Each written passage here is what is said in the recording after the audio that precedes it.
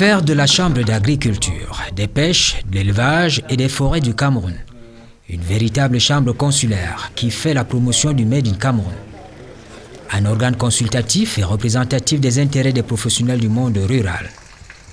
C'est l'objectif premier du processus de renouvellement des membres et des dirigeants des organes collégiaux en cours.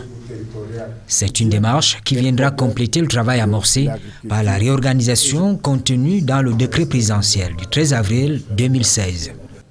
Je peux déjà dire que la mandature sortante a fait des réformes, puisque cette mandature a doté la Chambre d'agriculture, d'élevage, de pêche et de forêt des nouveaux textes. Il y a eu du travail qui a été fait sur le terrain en termes de formation. Il y a des projets qui ont été mis en place dans certaines régions. Je pourrais citer la région de l'Adamawa et de l'Est, qui a bénéficié d'un projet initié par la Chambre de l'agriculture, et des pêches, de l'élevage et des forêts. Il y a eu aussi une représentation dans les foires internationales, dans les forats internationaux, dans les réunions où, sur le plan international, le Cameroun a été vraiment représenté. Effectivement, aujourd'hui, nous sommes à l'heure de la mondialisation. Il fallait relever le niveau, éliminer un certain nombre de tares qui faisaient qu'on retrouvait parfois dans la Chambre d'agriculture, de pêche, de l'élevage et des forêts, des gens qui n'étaient pas forcément du métier. Et sur ce point-là, je peux vous dire que le premier draft de liste qui nous a été soumis était de 350 000 électeurs, mais à l'analyse de cette liste, nous avons toiletté la liste et c'est pour cela que nous sommes descendus à 275 000 avec cette volonté de maintenir dans le processus des professionnels, des gens qui vivent au quotidien les problèmes de l'agriculture. Et je crois que dans le contexte de notre pays, lorsqu'on a déjà 1 hectare, lorsqu'on a 50 000 petits ruminants ou lorsqu'on a 1000 gros ruminants, on connaît les problèmes de l'agriculture, de l'élevage, ou bien lorsqu'on a des bateaux de pêche qu'on doit gérer, on connaît les problèmes de l'agriculture.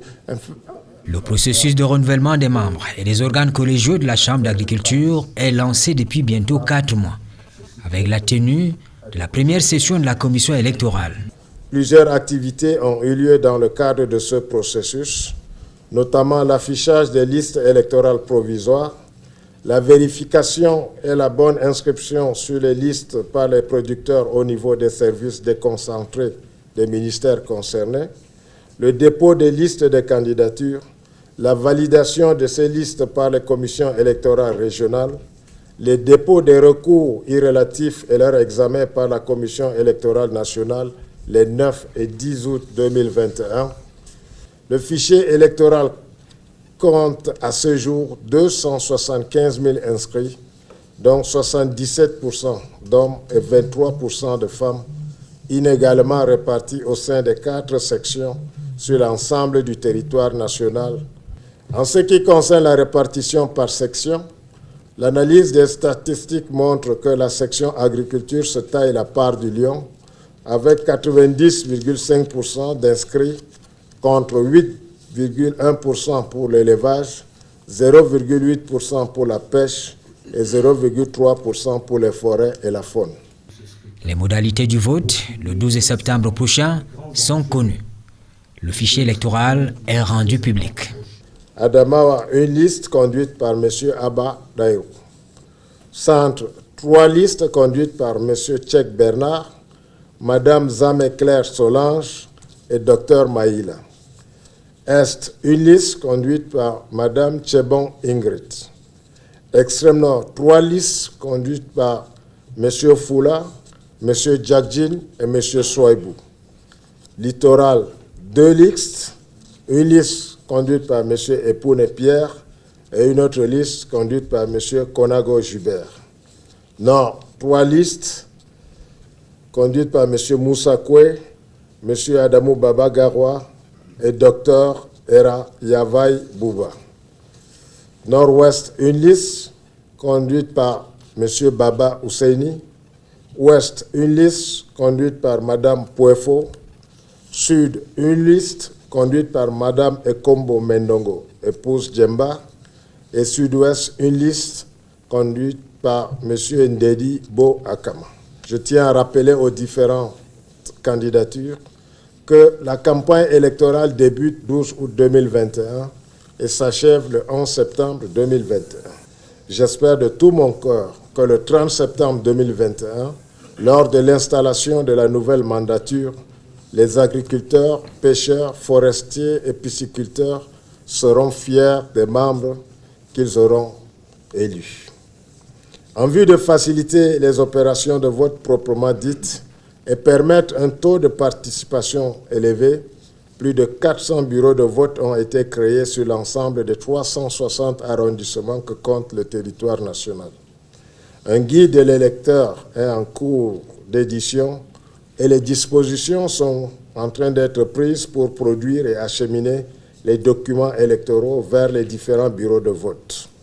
De même, les différents responsables des bureaux de vote seront désignés dans les prochains jours. L'ambition affichée, c'est de faire de la Chambre d'agriculture une entité rénovée, constituée de véritables professionnels. Et des dispositions sont prises dans ce sens pour garantir la transparence du vote.